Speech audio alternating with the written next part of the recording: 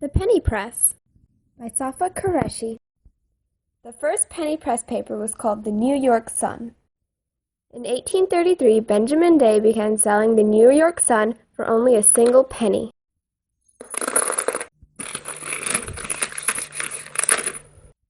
He was the first man to bring up the idea of mass media. The point was to make it for everyone and anyone, not just the highly educated and wealthy. This was very liberating for those who could previously not attain the news.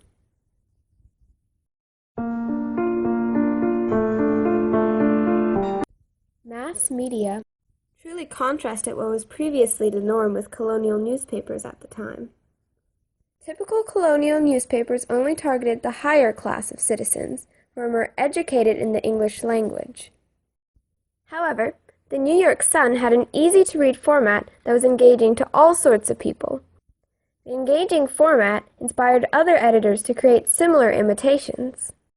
The new changes were most noticeable in New York City, Boston, Philadelphia, and other East Coast cities. The penny press newspapers were sold in public areas by paper boys in comparison to the typical subscriptions that were necessary for other newspapers.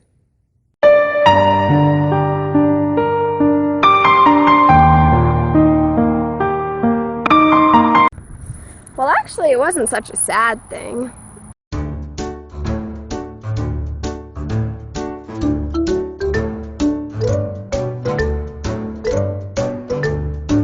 Benjamin Day printed the same quote on every paper.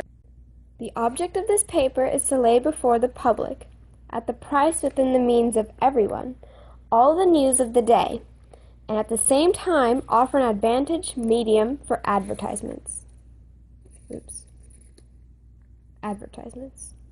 Other newspapers recognized the changing public and were forced to shape up. Americans would no longer pay 6 cents for the paper when they can get the same thing for only 1.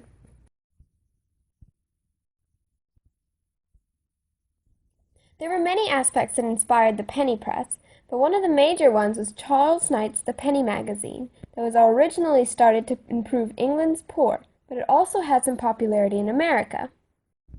It's important to remember that the penny press was not instantaneous.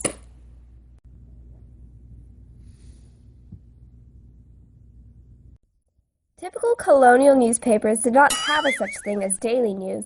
It was only weekly or monthly. So the public found this idea just a little bit absurd.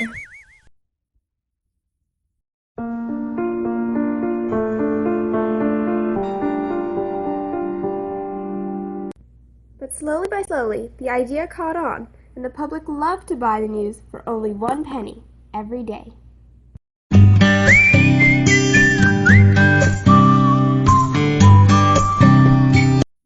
In 1835, James Gordon Bennett started a new paper in the penny press. It was called the New York Herald. Originally, newspapers used documents as their only sources, but Bennett introduced 2 new aspects that were completely new to the penny press.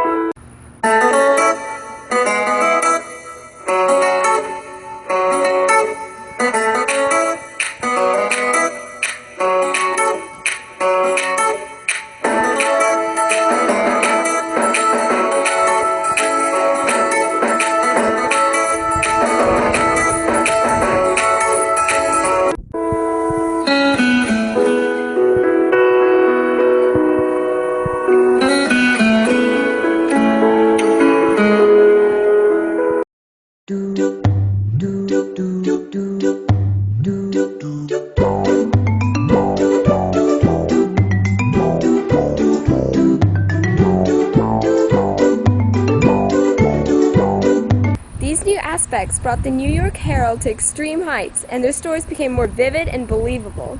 They're actually techniques that are still used today by journalists all over the world.